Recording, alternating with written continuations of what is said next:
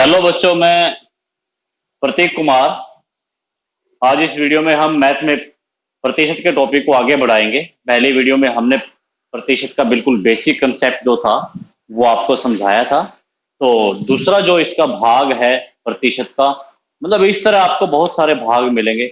इसमें हम कुछ पर्टिकुलर टाइप के क्वेश्चन को सोल्व करने की कोशिश करेंगे। ठीक है बच्चों, तो जैसे कि क्वेश्चन लिखा हुआ है बोर्ड पे, दो उम्मीदवारों के बीच चुनाव में एक को कुल वैध मतों में से 72% 72% मत मिले। कुल मतों में से 25% अवैध मत हैं। कुल मत 8200 है, तो दूसरे उम्मीदवार को प्राप्त वैध मतों की संख्या बताओ। बहुत आसान क्वेश्चन है। देखो, जो टोटल जो वोट थी वो थी 8200, उसमें से वैलिड जो है वो 75% है, यानी कि अवैध जो है वो 25% है, तो वैध कितने बन गए? 75%। तो पहले हम निकाल लेते हैं कुल वैध मत। कुल वैध मत यानी कि टोटल जो वैलिड वोट है पहले वो निकाल लेते हैं। वो 8200 का 75% है, क्योंकि अवैध 25% है, तो वैध कितना बचा? 75%। इसको हल कर लेते हैं। 8200 का मतलब गुणा 75%। यदि हटाना है तो 100 से भाग देते हैं। 25 दिया 75, 2500 के 100, 4 दूनी 8, ना जाने की 0, 4 पंजे 20, फिर ना जाने की 0, गुणा कर देते हैं। 3 0 0, 3 पंजे 15, 3 दूनी 6, यानी कि जो 8200 में से जो वैध मत है वो है 6150। तो उम्मीदवार थे दो, उनमें से एक उम्मीदवार को जो वैध मत थे यानी कि जो 6150 थे उसका 72% मिला। तो इसका मतलब दूसरे को 28% मिला है, क्योंकि प्रतिशत हमेशा 100 में से होता है। तो इन्होंने ये पूछा है कि जो वैध मत थे उनकी संख्या में से दूसरे उम्मीदवार को कितने मिले हैं। तो दूसरे उम्मीदवार को प्राप्त प्राप्त वैध मत, तो देखो, एक को तो मिल गए 72%, तो दूसरे को कितने मिलेंगे? 100 में से 72 घटाएंगे 28%। और वैध जो मत है हमारे पास वो कितने हैं? 6150। तो 6150 का हमें कितना प्रतिशत निकालना है? हमें निकालना है 28%। ठीक है, इसको हम आगे सोल्व कर लेते हैं। 6150 का मतलब गुणा 28%, हटाने के लिए 100 से भाग देंगे।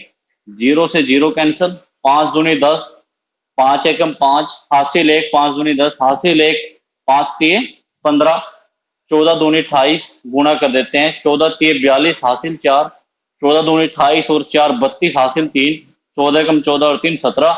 इसका मतलब जो वो वैध मत थे 6150, उनमें से दूसरे उम्मीदवार को कितने मत मिले? 1722 मिले। ठीक है बच्चों, अगर ये पूछ लेता पहले को कितने मिले हैं, तो हम उस केस में 6150 का 72% निकाल दें, क्योंकि पहले को मिले थे 72, दूसरे को कितने मिले? 18। ठीक है, ये था हमारा पहला क्वेश्चन। दूसरा क्वेश्चन देखिए। दूसरा जो क्वेश्चन है काफी इंपॉर्टेंट है, काफी लॉजिक भरा क्वेश्चन है। और उस क्वेश्चन में आपको ज्यादा कंफ्यूज होने की जरूरत नहीं है। मैं आपको डायरेक्ट एक फॉर्मूला समझा दूंगा उस क्वेश्चन में, आप वो फॉर्मूला याद कर लेना बस। और 100% चांस होते हैं, संभावना होती है उस तरह का क्वेश्चन पेपर में आता ही आता है।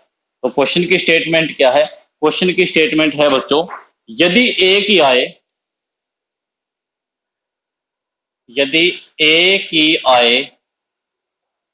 बी से 25% अधिक हो तो बी की आय ए से कितना प्रतिशत कम है? देखो, क्वेश्चन देख के तो ऐसा लगता है कि ए की बी से 25% ज्यादा है, तो बी की ए से 25% कम होगी। वो गलत हो जाएगा। इसमें आपको सिर्फ और सिर्फ एक फॉर्मूला ध्यान रखना है। वो फॉर्मूला क्या होता है मैं आपको जनरली बता देता हूं। यहाँ पे यदि ए की आय बी से x% अधिक है, तो बी की आय ए से कितना प्रतिशत कम होगी? उसका डायरेक्ट हमारे पास फॉर्मूला रहेगा x बटे 100 जमा x गुणा में 100। ये आप लोगों को फॉर्मूला याद रखना है। कब? जब ए की बी से ज्यादा हो। अगर ये क्वेश्चन ऐसे ना देकर आपको ये कह देता यदि ए की आय बी से x प्रतिशत कम है, कम हो, तो बी की आय ए से कितना प्रतिशत अधिक होगी, तो उस केस में यहां पे माइनस आ जाएगा। ठीक है बच्चों। लेकिन अब क्वेश्चन क्या था हमारे पास? क्वेश्चन ये था कि यदि ए की आय बी से 25% अधिक हो तो बी की आय ए से कितना प्रतिशत कम होगी। क्वेश्चन ये था। तो उस केस में यहां पे क्या रहेगा? प्लस का निशान रहेगा। एक्स की आपको डायरेक्ट वैल्यू दे रखी है 25, वो इस फॉर्मूले में हम रख देते हैं 25 बटे 100 जमा 25 गुना में 100, 25 100 और 25 125, इसको 100 से गुणा करेंगे। 25 पंजे 125, 20 पंजे 100। तो इसका मतलब ए बी की जो आय है वो ए से कितना प्रतिशत कम होगी? 20% कम होगी। यदि आपको क्वेश्चन में यहां पे वो अधिक की बजाय कम लिख देता और यहां कम के बजाय अधिक लिख देता तो उसमें फॉर्मूले में यहां पे माइनस आ जाएगा। ठीक है। अब इसी क्वेश्चन को करते हैं। क्वेश्चन क्या है? यदि ए की आय बी से 25% कम हो तो बी की आय ए से कितना प्रतिशत अधिक होगी? तो ये फॉर्मूला रहा हमारे पास 25 100 माइनस 25 गुणा में 100, 25 100 में से 75 सॉरी 25 गया 75 गुणा में 100, 25 दिया 75, 100 को जब 3 से भाग देंगे, 3 तिया 9, 3 तिया 9, तो 33 सही 1/3% बी की आय से सॉरी बी की आय ए से 33 सही 1/3% अधिक होगी। तो बच्चों क्वेश्चन ये एक ही है, लेकिन यहां से दो क्वेश्चन बन जाते हैं और दोनों फॉर्मूले आपको ध्यान रखने हैं।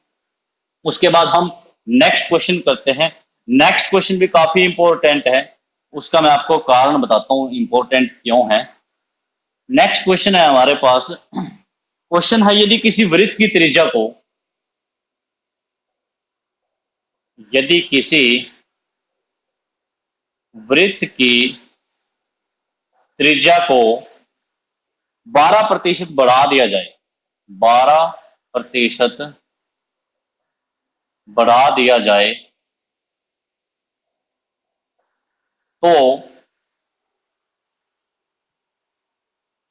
क्षेत्रफल में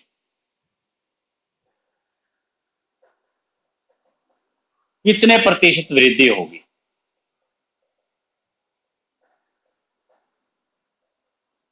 देखो ये दो तरह के क्वेश्चन होते हैं। एक में तो हमने त्रिज्या बढ़ा दी तो क्षेत्रफल बढ़ जाएगा, अगर त्रिज्या घटाएंगे तो क्षेत्रफल कम होगा। तो इसमें आपको एक ही जनरल फॉर्मूला याद रखना है। मान लो यहाँ पे x है कि वृत्त की त्रिज्या x% बढ़ा दी जाए या x% बढ़ा दिया जाए तो क्षेत्रफल में कितने प्रतिशत वृद्धि होगी, उसका डायरेक्ट आप लोगों को फॉर्मूला याद रखना है 2x प्लस x की 2 बटे 100। ठीक है बच्चों। अगर क्वेश्चन आपको दे दिया कि x% घटा दी जाए तो उसके क्षेत्रफल में कितने प्रतिशत की कटौती होगी, तो वहां पे प्लस की जगह पे आपका कौन सा साइन आ जाएगा? माइनस आ जाएगा। अगर वृद्धि पूछी है तो प्लस रहेगा, कटौती पूछी है घटाने के बाद तो रहेगा माइनस। ठीक है बच्चों। अब यहाँ पे x का मान हमें दे रखा है 12%। ये क्वेश्चन इसीलिए इंपॉर्टेंट भी बन जाता है, अगर इसको आप कंसेप्चुअल करोगे तो ये काफी लेंथी होगा और कंसेप्चुअल भी करना चाहिए, लेकिन डायरेक्ट फॉर्मूला भी पता होना चाहिए। तो x का मान है 12, 2 गुना 12, प्लस का निशान आएगा क्योंकि वृद्धि पूछी है और त्रिज्या को बढ़ा बढ़ा रखा है वहां पे। x की 2 यानी कि 12 गुना 12 बटे 100, 12 दूनी 24 प्लस यहाँ पे करेंगे 12 12 144, 12 की 12 से गुणा कर दी बटे में 100, 24 प्लस 1.44। तो इसका मतलब उस वृत्त का जो क्षेत्रफल है वो 25.44% बढ़ जाएगा। ठीक है बच्चों। अगर क्वेश्चन आपको ये ना देकर क्वेश्चन यहाँ पे कहता, जैसे मैं आपको एक अलग क्वेश्चन बता रहा हूं यदि किसी वृत्त की त्रिज्या 10% घटा दी जाए, घटा दिया जाए, तो क्षेत्रफल में कितने प्रतिशत की कटौती होगी। ठीक है, तो उस केस में प्लस की जगह पे हमारे पास साइन रहेगा माइनस। ठीक है बच्चों, फॉर्मूला सेम रहेगा, बस जहां पे प्लस था वहां पे आ जाएगा माइनस।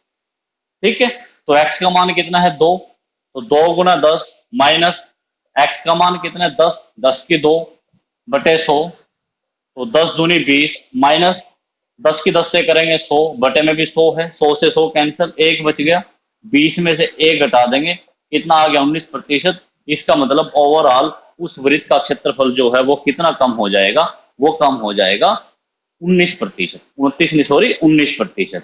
और इस फॉर्मूले का हम यूज जो हमारी क्या कहते हैं रेगुलर जो सतह होते हैं, जैसे समबाहु त्रिभुज है, वर्ग है, घन है, उनमें भी ये फॉर्मूला सेम रहेगा। ठीक है बच्चों, तो मैं उम्मीद करता हूं इस वीडियो में जो आपको मैंने एक या दो तीन जो क्वेश्चन बताए हैं ये आपको अच्छी तरीके से समझ में आए होंगे। इनसे संबंधित ज्यादा से ज्यादा क्वेश्चनों की प्रैक्टिस करनी है, और आपको इस वीडियो के डिस्क्रिप्शन में जो हमारी प्रतिशत का जो भाग एक है जिसमें हमने बेसिक कंसेप्ट समझा रखे हैं, वो भी आपको इस वीडियो के डिस्क्रिप्शन में उस वीडियो का भी लिंक मिल जाएगा, आप वहां से उस वीडियो को भी देख सकते हो। Thank you so much.